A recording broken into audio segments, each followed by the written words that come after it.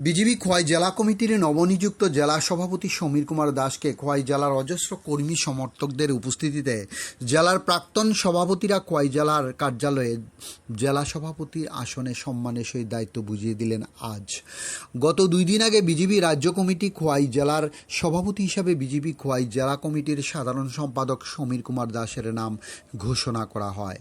আজ বেলা 12টায় বিজেপি খোয়াই জেলা কমিটির কার্যালয়ে আনন্দঘন অনুষ্ঠানের মধ্য দিয়ে নবনিযুক্ত জেলা সভাপতি সমীর কুমার দাসকে ওনার দায়িত্ব বুঝিয়ে দেওয়া হয়।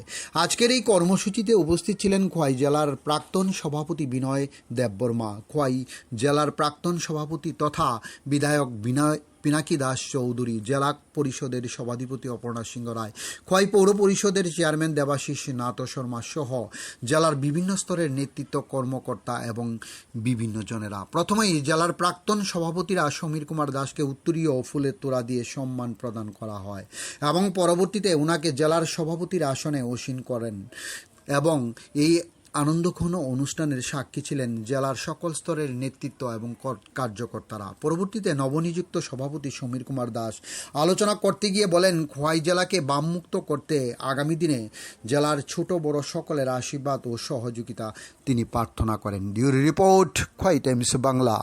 নবনিযুক্ত সভাপতি ঘোষণা করা হয়েছে, তার মধ্যে খোয়াই জেলা সমীর দাস, এবং আমাদের অত্যন্ত আনন্দের দিন।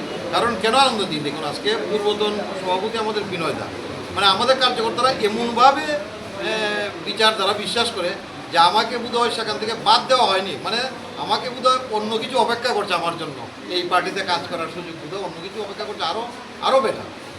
এই জায়গায় ওনার দায়িত্ব আজকে ওনাকে দেওয়া এবং আমরা সবাই মিলে সেখানটা সহযোগিতা করা, এবং একটাই বার্তা, এই বিজেপিতে এটা সম্ভব, ভারতীয় জনতা পার্টিতেই সম্ভব। একজন বুথ সভাপতিও আজকে রাজ্য সভাপতি হয়, একজন বুথ সভাপতি দেশের প্রধানমন্ত্রী হয়।